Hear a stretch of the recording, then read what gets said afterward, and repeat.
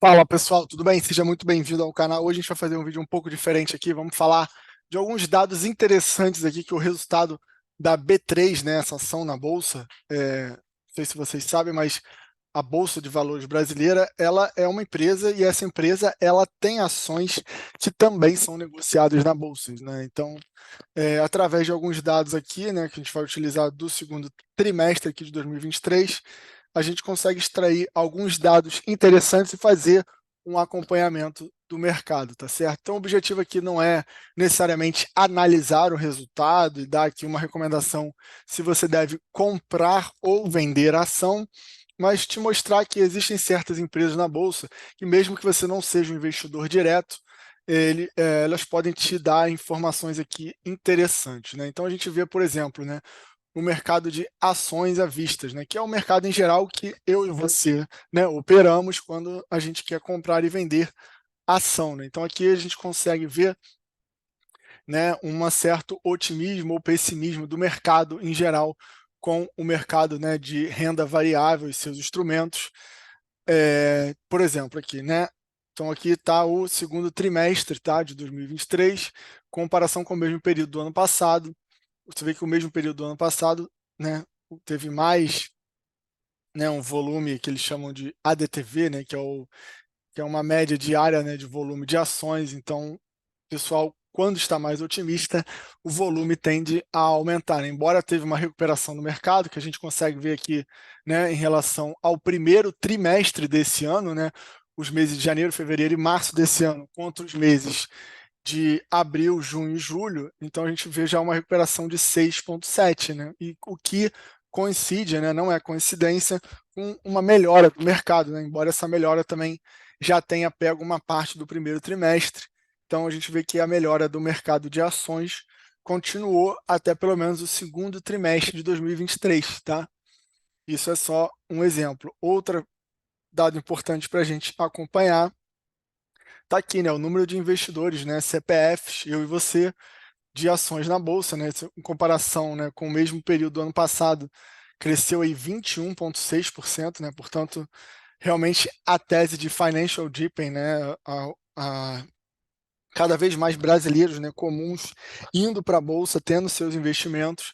Então, a B3 é sim um dos veículos que você pode usar para surfar, né, essa onda de financial deepening, né, isso dito pelos analistas. A gente tem XP, tem o BTG, tem a própria bolsa, tem a BR Partners, que é um pouco menor, enfim. São algumas ações que você pode usar se você estiver confiante na tese, né, estrutural, aí, tese circular de Financial Deep, tá certo? Então aqui o número de contas, né, você pode ter, né, mais de uma conta por CPF, né? Eu, por exemplo, tenho conta em 4 corretoras, mas no caso aqui de ação, né, seria 2 corretoras que eu tenho, mas enfim, isso aí é só estou te dando um exemplo para explicar essa diferença entre o número de contas e o número de CPFs, né?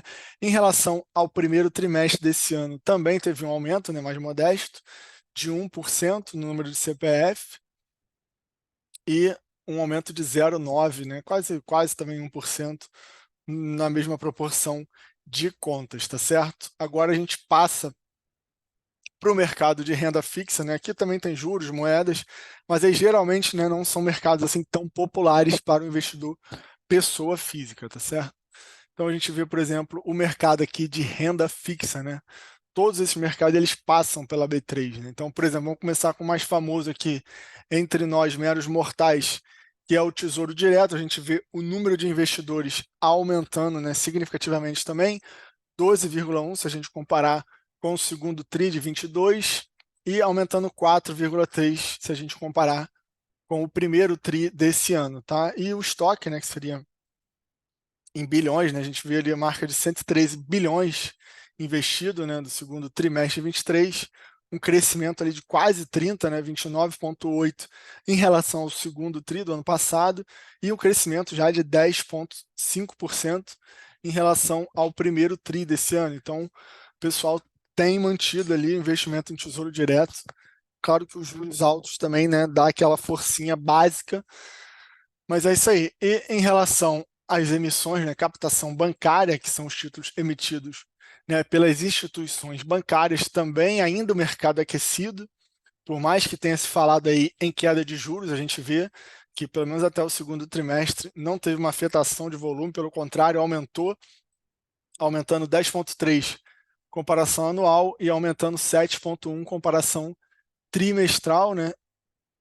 Esses outros aqui, né, seriam as linhas de créditos, né, de produtos como CRI, CRAs, enfim, ele até, né, explica aqui, né, que o principal crescimento das emissões foram os CDBs, né, que representaram até 75,8% das novas emissões, e os outros instrumentos, né, de renda fixa, um crescimento de 40,7% na comparação anual aqui, né, influenciado pelo aumento de 32,1% nos instrumentos de mercado imobiliário, né, que pode ser LCI, CRI, dentre outros, e 38,3% nas emissões dos instrumentos de agronegócio, que pode ser CRA e LCA, dentre outros, tá certo? Isso aqui também, né, a gente vê o crescimento, né, da indústria de Fiagro, né, que também reflete de alguma forma isso aqui, esse apetite, né, aos títulos e aos empréstimos, tá? Então é isso, né? É um tipo de empresa que faz sentido você acompanhar se você é investidor, se você tem, né, investe tanto na renda fixa como na renda variável. E por fim aqui, também uma pequena curiosidade aqui, lógico que isso aqui é um assunto sério, né, para quem realmente tem que analisar o resultado da B3, mas isso a gente consegue ver também o número de veículos vendidos, né? Teve um aumento de 7,1 em relação comparação anual, né? Segundo TRI com o segundo TRI 23 com o segundo TRI 22, e um crescimento de 5,9 em relação à comparação trimestre a trimestre, bem como os veículos financiados, né? Com crescimento aí de 4,2 comparação anual e 2,9 comparação trimestral. Então, por exemplo, nesse caso, para que isso aqui é importante? Se você, enfim, não trabalha diretamente com isso, não é vendedor de carro, mas tem empresas na bolsa que se beneficiam, né, em tese, de um aumento, né, no número de carros vendidos, né? Isso pode ter impacto indireto ou direto, por exemplo, na Movida, na Localiza, na Tupi, como é que é o nome daquela outra que a Max Yosp, eventualmente na Metal Leve, enfim, são empresas que estão ligadas ali a questões de aftermarket e que produz também, né, fazem parte do componente de um veículo. Para essas empresas, quanto mais veículos vendidos, em tese, maior a produção. Então, esses foram alguns exemplos aqui, e aqui a gente termina o nosso vídeo, né, de curiosidades aqui, que o resultado da B3, que a gente pode extrair do resultado da B3, tá certo? Não deixe de se inscrever no canal, deixar um like e compartilhar com os amigos. Grande abraço.